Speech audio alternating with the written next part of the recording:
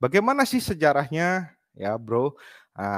Bisa dibaca di situ ya, bahwa tanda salib memang merupakan tradisi jemaat awal yang dimulai ya diperkirakan sekitar abad kedua Masehi ya, berdasarkan kesaksian dari bapak-bapak gereja ya, terutama, eee, Tertullianus, kemudian dilanjutkan juga oleh Santo Cyril dari Yerusalem dan juga Santo Efrem dan Santo Yohanes Damaskus. Nah, tidak asing lagi ya nama-namanya, Tertullianus, ya John Damaskus, ya ini John Damaskus nih, singkatnya dia adalah apologet gitu ya.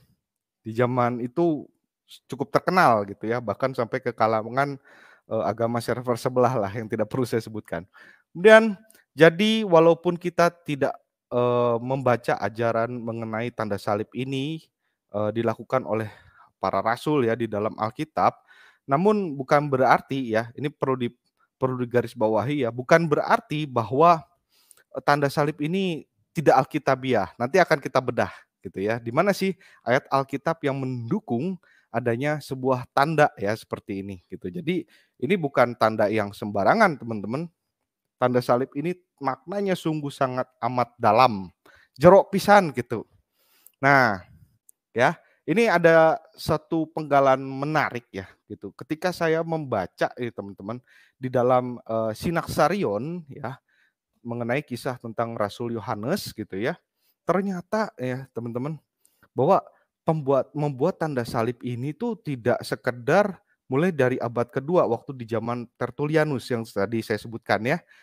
Ternyata di dalam, buku ini ya nanti kalau teman-teman perlu ya bisa kontak ke saya gitu ya, literaturnya supaya jadi tambahan referensi buat kalian semua dan ini saya dapatkan dari, narasumber saya Pak Kadal Mesir nanti ya, akan kita tayangkan ya.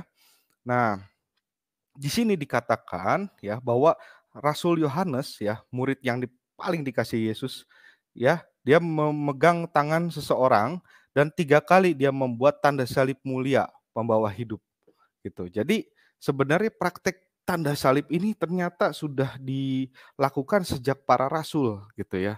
Nah, ini kisahnya, adalah waktu Yohanes berada di Efesus tepatnya ya, ia bekerja di tempat sebuah pemandian. Nah, di channel Laici juga sudah pernah dibahas itu ya, di mana, Ibu Romana itu ya, yang mempekerjakan dia ini kan sangat jahat ya, kemudian akhirnya, ada kejadian demi kejadian, akhirnya dia bertobat dan disinilah Rasul Yohanes menunjukkan gitu ya, bahwa, ia menunjukkan membuat sebuah tanda salib ya, di sini sebanyak 3 kali ya.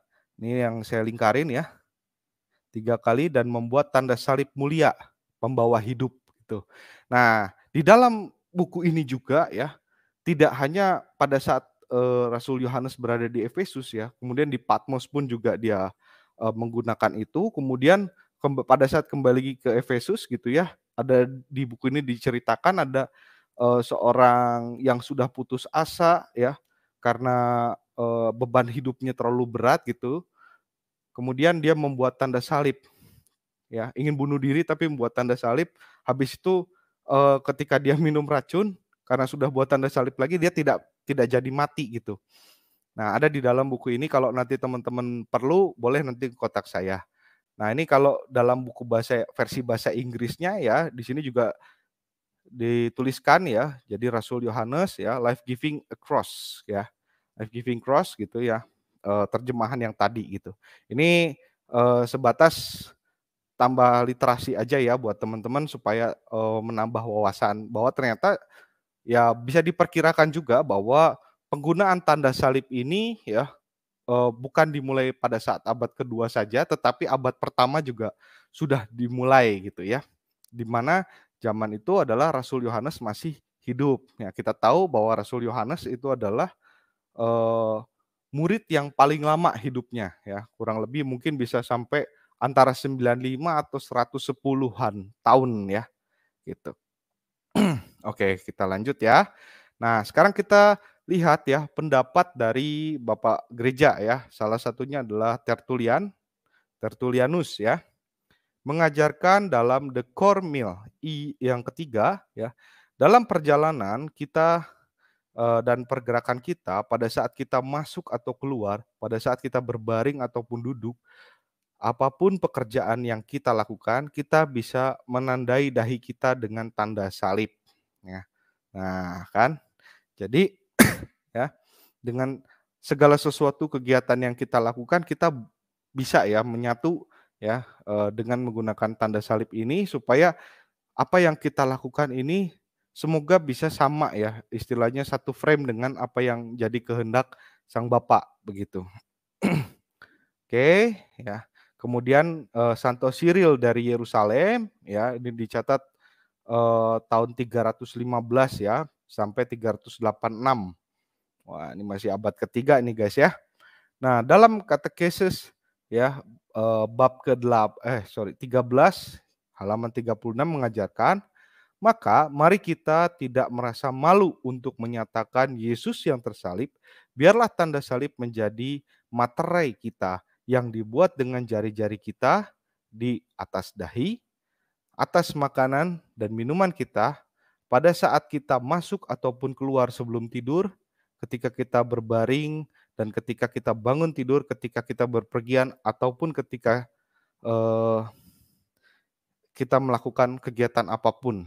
Ya, jadi ini menurut Santo Cyril dari Yerusalem. Jadi memang tanda salib ini nggak berat kan ya untuk melakukannya gitu. Jadi setiap kegiatan apapun yang kita lakukan, upayakan supaya mengingat kepada Sang Pencipta atau Allah Bapa ya, gitu.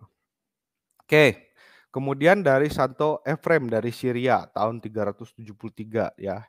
Dia juga mengatakan bahwa tandailah seluruh kegiatanmu dengan tanda salib yang memberi kehidupan. Jangan keluar dari pintu rumahmu sampai kamu menandai dirimu dengan tanda salib.